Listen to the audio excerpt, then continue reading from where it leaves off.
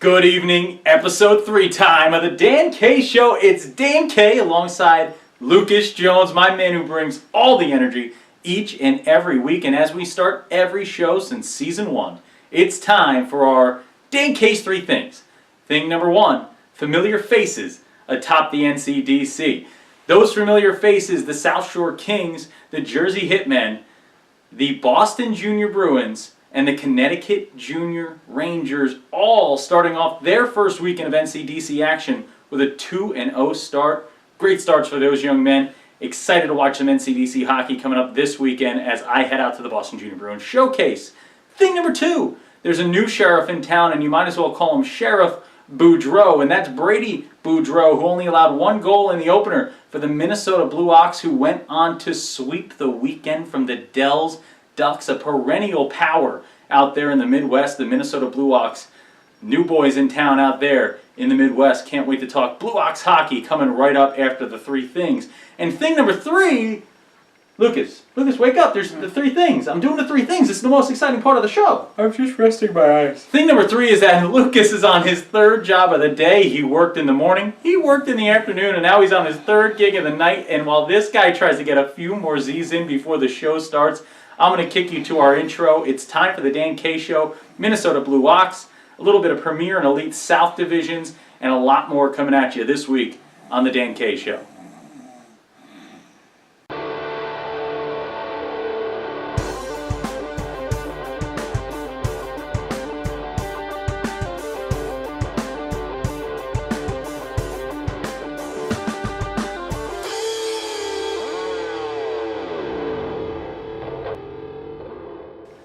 All right, we're back. Lucas is awake. He's awake. He's on his feet. He's jolted. We got a little coffee in him, and we are ready to talk USPHL hockey. Starting off the conversation, though, is a team that I could not let go without talking about this week. It's the Minnesota Blue Ox. Part owner, Mr. Boudreau out there. His son, Brady Boudreau, in net, Lucas, 25 saves on 26 shots faced. This guy put up a .962 saves percentage, a 1 goals against average in their first game of the year, a big win against the Dells Ducks. Talk about having to come into a season as a new squad here, trying to get your bearings straight, trying to get into this USPHL Midwest action, and you got to face the perennial power in the Dells Ducks, a former overall champion at the elite level, now playing him at the Premier here. Well, I think you said it best, Dan. It's a hard enough struggle being a new team into any league, let alone a league as competitive as the USPHL, right? And then you have to prove yourself with a new squad and a new team against the Dells Ducks, which is a team that I correctly picked to win most of the time because they are just that. They are that good of a squad. They are that consistent. And you come in, and not only do you win the game, but you put up such a good defensive effort as a team and an individual effort by the goaltender. Like you said, .962 save percentage. I mean, for your first game in the USPHL, it doesn't go any better than that. It doesn't go any better than that. And the thing that I want to talk about, both goaltenders here for this squad were impeccable. They put a goaltender out each day. They win 2-1, 4-2 over 2 days. Dells Ducks, they don't have down years. This is a squad that fits in with a lot of these Northeast brands that you're used to, the IHCs of the world, the Jersey Hitmen of the world, the South Shore Kings, Boston Junior Bruins of the world. This is a team that fits that ilk in the Midwest, and they're a team that you're always expecting to be at the top. The Minnesota Blue Ox going into the weekend now taking on 2 Minnesota foes, the Moose and the Mullets, the M&Ms coming at them this weekend. Lucas, do you think they come out of the weekend 4-0? Well, I think it's certainly possible, Dan. With the stuff that they've showed us in the first game so far, with a lot of the press that's been surrounding that team so far, I mean, look, that area of the country is a highly competitive hockey area. Yep. There are no scrubs out there. But I do think that the Blue Ox have a great opportunity here to really start the season in a way that not only validates the work that they've been doing in the offseason, but also shows, hey, we are not this new team that's going to get pushed around by everybody else. We are here to compete just like the rest of you. Speaking about being here to compete, let's move over to the Chicago Cougars, a brand we know and love, a brand near and dear to our heart as well. We love every team in the league. The Chicago Cougars, Coach Brad Stouffer's here, comes out of the season, comes out of the gates with 2 big-time wins over the Motor City Hawks, a team coached by Jason McCrimmon, who I got a chance to meet. This guy is an incredible leader, an incredible person out there, an incredible leader in the community of Detroit. He goes out there, Brad Stofers takes 2 wins from Jason McCrimmon. You're the Detroit, you're the Motor City Hawks here. How do you bounce back from that? How do you now turn this into the positive, get the wheels turning, come back out of a weekend like that and grab some W's? Well, you know, Dan, I know that emotion is such an important part of the game of hockey, but I feel like after a start like that, you have to pull back and you have to say, what happened? Yep. You know, because I know we've had the argument all the time about what team wants it more, and you said, Lucas, every team wants to win all the time. Yep. So if you're going to say, okay, all things being equal, every team wants to win the game, then there's something technical that has gone wrong. And that's when you dive back in, and that's where the preparation comes in handy. You go back, you figure out what happened, and you put your best skate forward in the next game, try to right the wrongs that have happened in the first few, and see what happens, and then you dial that intensity back in, that emotion back in, that desire to win. And that's where you have the preparation plus the intensity. It's going to result in a much better game of hockey. You want to know where I think it's going to come from for the Motor City Hawks? I think it's going to come from Milan Ristovski. Ristovski, I looked him up right here. This is a scoring defenseman. This is a defenseman who's going to play both sides of the puck here. You know, he's going to play in the D end. He's going to block pucks for you. He's going to play physically, but he's also going to get down the ice and get involved in the scoring half. I think Milan's going to play a big role here, but the Chicago Cougars coming out of that weekend, shining bright, the Midwest Premier, looking good right now, looking tough. A lot of teams still left to play. One of those teams can't wait to watch the Detroit Fighting Irish, coached by Dan Vasquez. Always love that bunch. Love the Kalkaska Rhinos with our boy, Christoph Oliwa out there. We know Christoph watches each and every week. We're gonna look into this a little more, make some predictions for the week a little later in the Midwest. But now we're gonna take a quick little jaunt here over to the South and talk a little elite and premier South hockey. Coming right at you next. We are back from another break, and we are ready to talk a little bit of Southeast hockey, Lucas, both at the premier and the elite level. And when you talk Southeast hockey, you can't go any further than the Charlotte Rush. You know, the Charlotte Rush right now, 8 points on top of the elite, 4 points on top of the premier. This organization is an organization that's been heavily involved with us. You know, they do the great work with St. Baldrick's each year, and we love the organization. We love watching what they do. But this is an organization now that they're not just doing it great off the ice, they're doing it incredibly on the ice. Just how talented is this organization top to bottom? It's one of the great ones. You know, we always talk about how the USPHL puts a huge focus on that top to bottom organizational competency, you know, how they want to have people go from cradle to college. And the Rush are a great example of that being put into practice. We talked about them quite a bit last year. We talked to them last year. I think they yelled at you during their interview quite a bit last year. They yelled at me a lot because they said we don't talk about them enough. We do too much talking about everybody else. They said we're missing out. We just don't get it. Then, I mean, they were a great team to talk to. You got to love a team like that, a team that's in the loop, watching along, paying attention, connected with us. We love to watch that team play. And you want to know what? There's a guy on this team that I am calling the Cali Kid. This kid is from SoCal. He's from the Lake Tahoe area of Cal. And he came out with a little 2-goal, 6-assist start to the season. This is a Utica College commit. His name's Tyler Dill, the Cali Kid. Forward here, Lucas, just how important is it to have, you know, everybody wants to score the goal. How important is it to have that assist getter? You know, everybody used to make fun of Marty St. Louis when he had all those assists. They always said he's a guy who didn't want to put it in the back of the net. But Marty St. Louis is one of the greatest of all times. He's a GOAT. He's a GOAT right there. Now talk about Tyler Dill. Is this a guy who's got that GOAT potential here, the greatest of all time potential with the assist game? I definitely think so. You know, regular fans of the show will know that I'm all about two things, and that's defense and assists. The foundations that games are won on. So if you are going to give me the name of a guy who is a forward who has no problem being a leader in assists, because it's not about that he doesn't want to put it in the back of the net. Yeah. It's that he wants to play the puck the best way he can for the team to win. And that kind of a guy is so invaluable to have on your team. You love seeing the guys, the college commitments, the snatched up early in the year kind of guys, you know what I mean? These are the guys that you know it's a guy that's a team player, you know what I mean? This young man, Tyler Dill, this is how a winning team's created. A winning team's not created on the goal scorers, you know. The goal scorers are great to have, but for every goal scorer, there's an assist getter. For every assist getter, there's a guy who blocks the shot. There's a guy who wins the face-off. There's the guy who takes that fourth shift and just gets out there each and every day and plays. You know, he punches the clock in, punches the clock out. This is that kind of guy. Tyler Dill, a player on my radar all season long. He should be on yours as well at home. The Charlotte Rush should be on your radar. And now here's a game that's on our radar. It's prediction time. Are you ready, Lucas? Always, Dan. Time for a bunch of games on our radar, and starting us off here, the Charlotte Rush taking on the Carolina Eagles. It's a battle for first place early in the year, but in junior hockey, every game's important. Premier Southeast matchup, 4-0 Charlotte Rush, 4-0 Carolina Eagles. Who wins it? I think it's a toss-up right now, Dan. You know, I think both teams are really evenly matched record, offensive, defensive capabilities. On my end, I'm going to have to go with the Rush, though.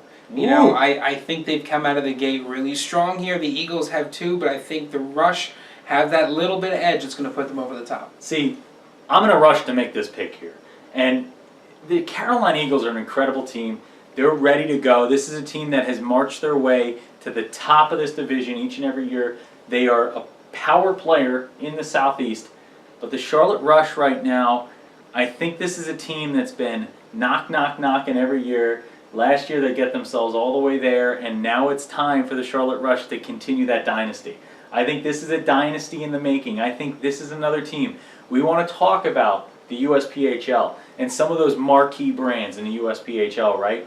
This is a team that's on that ladder, and they can see that marquee brand title right at the top of that ladder, and they are climbing their way to the top, led by the Crothers out there. It is a beautiful organization, a beautiful place to play. The Charlotte Rush win this one. It's going to be close. 2 games. I think it's possible there's a split, but I think the Charlotte Rush take both. I think it's a 2-game weekend for the Charlotte Rush. I think they're 6-0 by the end of this one. Now let's talk, the Hampton Roads Whalers right behind him in the Premier. This is a team that we know. Everybody's seen how we feel about the Hampton Roads Whalers. We've had a lot of interviews with them. Got to visit their bus, their incredible facilities. It's an incredible team down there. The Hampton Roads Whalers at 2-0 early in the season. Are the Charlotte Rush the team to beat? Are the Hampton Roads Whalers the team to beat? Is it too close to call right now? I think it's too close to call. I'm gonna hedge my bets, I think, on this one and look at the numbers and the facts in front of me as opposed to jumping to a rational decision. So much can happen over the course of a season that to say right now who's going to be the team to beat is going to, ignore things like, hot streaks, cold streaks, having a tougher schedule, an easier schedule, the natural rhythm of a season full of sports. I think that we're going to see a very interesting competition.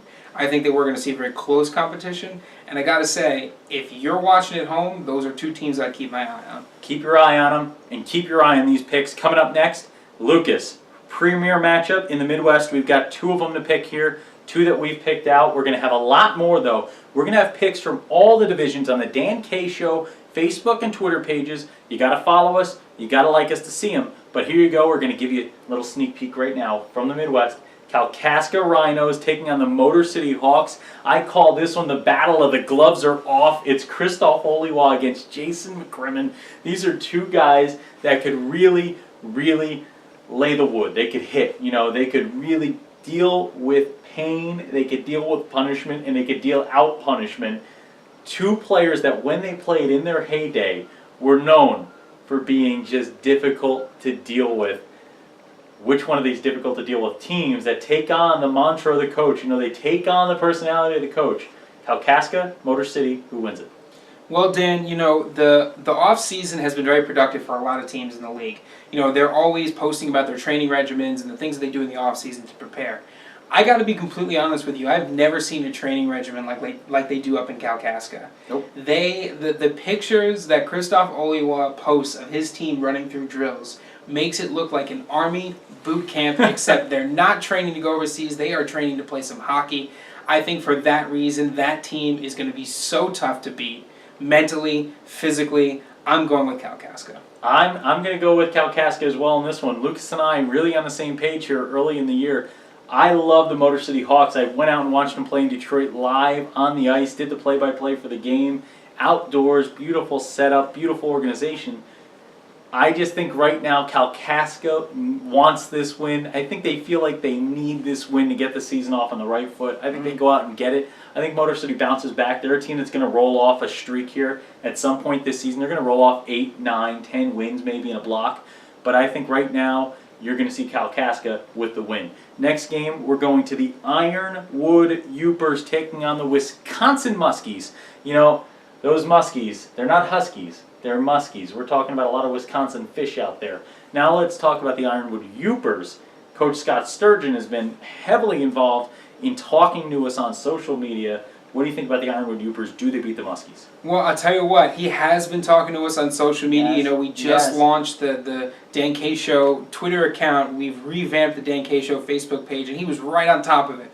He was messaging me. He was talking about how great his team was going to be. He's got the Showtime line. He's got Bowman, Griffin, and Morrison on what he calls the Showtime line. And let me tell you something, Dan. He guaranteed 2 goals from that line in this game.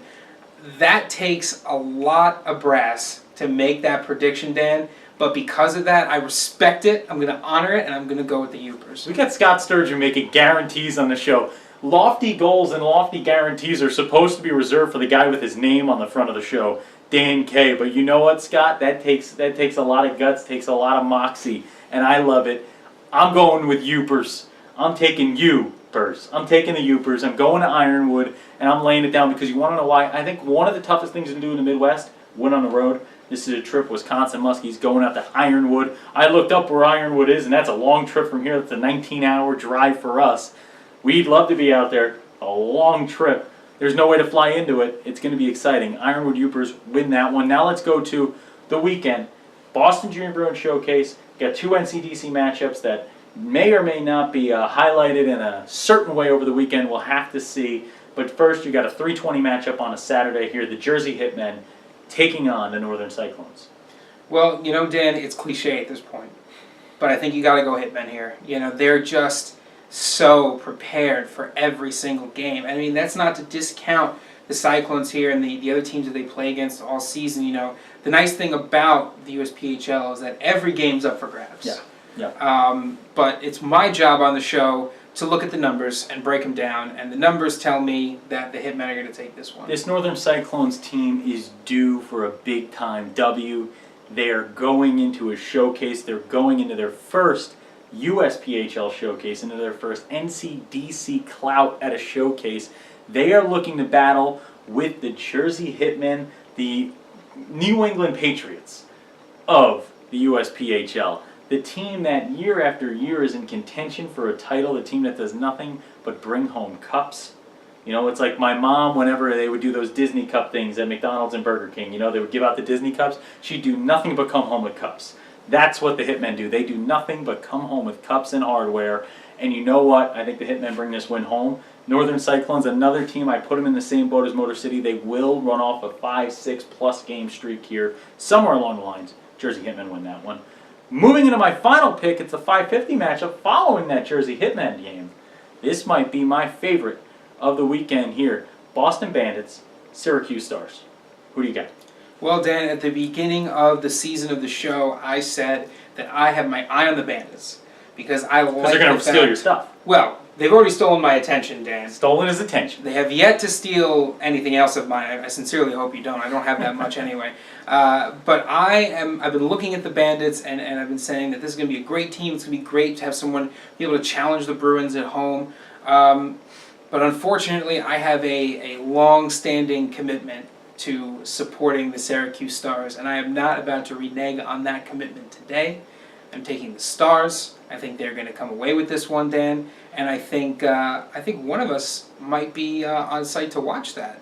One of us might be there. This guy right here in the white suit, the one who's really blending into his surroundings in his white suit. I'm going to be out there, bow tie and all, dressed to the nines, maybe call it the tens because it's going to be that good. And if you were German and you heard that joke, you probably said 9 because you didn't want to hear it. It was a terrible joke. But speaking of terrible jokes, Lucas thinks the Stars are going to shine. I think the Bandits are going to steal this one. Big time showcase win. I think Boston's got something to prove. They win 2, they lose 2. They're going to go out and take this one from the Stars. I've got the Boston Bandits. I got a big time win from these guys. You know what, Lucas? I like doing this so much, we're going to go with a bonus pick. Monday, NCDC. Guess who's facing off? Who is it, Dan? It's the Jersey Hitmen and the Islanders Hockey Club. And they are taking on one another. Nobody's seen IHC take the ice. But I've got breaking news. I talked to Sean Tremblay. via email here. He's classic Sean Tremblay. He's not touting his team too much, right? He's not going to make any vast, he's not going to make anything huge. He's not going to say, we're winning it all. He's going to keep to his mantra. But he did say, Dan, I'll give you one thing. We have a very good team. And for me, from Sean Tremblay, you might as well be shouting from a mountaintop that we're going out for W's. Not the George kind, the win kind. Moving to Toby Harris, had a conversation with him as well. Guess what Toby Harris said? He had a very good team. Toby Harris said, we have a very good team. These two men know how to word it. You know, they know how to put it in a way where the media folks like ourselves cannot get too excited. We cannot blow it out of proportion, but I cannot tell you how excited I got when I heard both of these men say, we've got very good teams. Well, those two very good teams are going to face off who wins. Dan, it's like watching Bill Belichick give an interview with Bill Belichick. Yeah. They just keep saying they have very good teams and they're sitting low with their hoodie on and they're not giving us anything. I'll tell you what. I'm going to go with the Hitmen on this one. And I'll tell you why I'm going to go with the Hitmen. Because I think the Hitmen are coming in not only into this season, but into this game with a little bit of a chip on their shoulder. I think they're coming in with something to prove, and like the man himself said, they have a very good team. They have a very good team, but you want to know who else has a very good team? My man Sean Tremblay. I think Islanders Hockey Club, they're the dark horse right now. They're the team that hasn't played yet. 10 teams have played.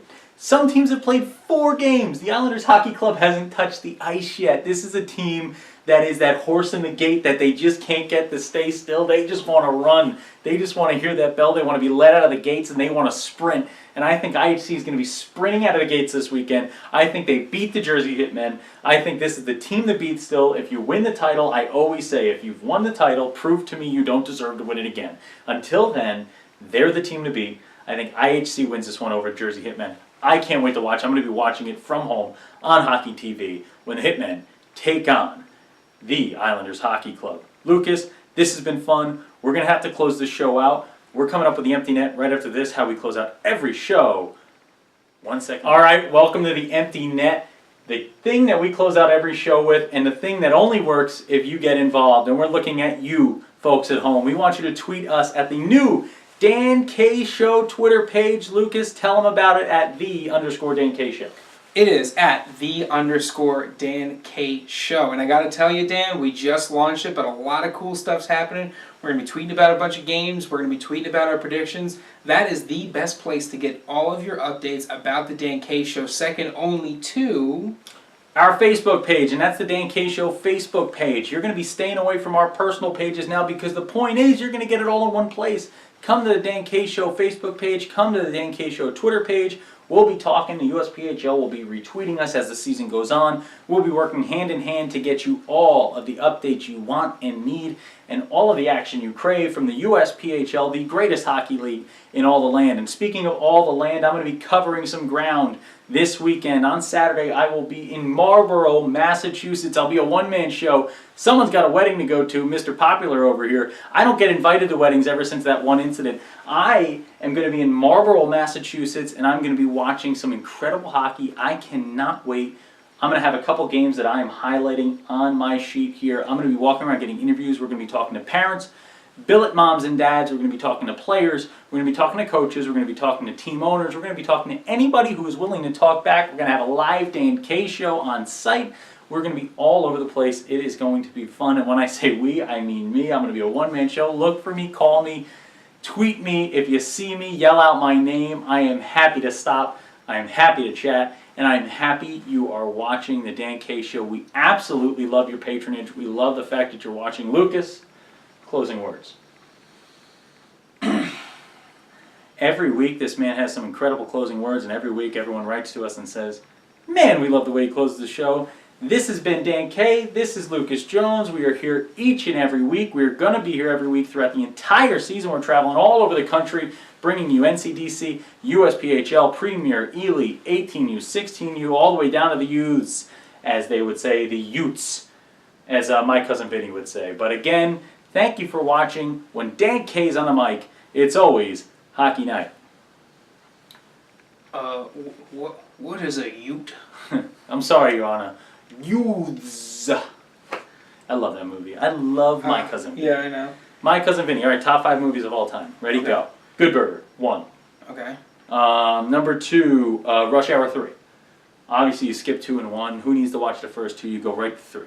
Number 3, RoboCop. Number 4, Predator. Okay. And number 5 of all time, The Notebook. That list doesn't make any sense. That's a beautiful list. Good Burger, Keenan and Kel. It's a good. I mean, you hop on the burger, you jump on the fry, you shimmy up the straw. It's a good movie. Is it Hop on a burger. It's not on a list though. You know what the best line from that movie is? What? Is yeah, I'm aware. I thought you said you was Kurt. that was the best line from that movie. That's a But really good one. definitely Good not a Burger. top 5. It's in the top 5. No. We're in the top 10. We are in the top 10. We are in the top 10. You're in the top 1 because we love when you watch.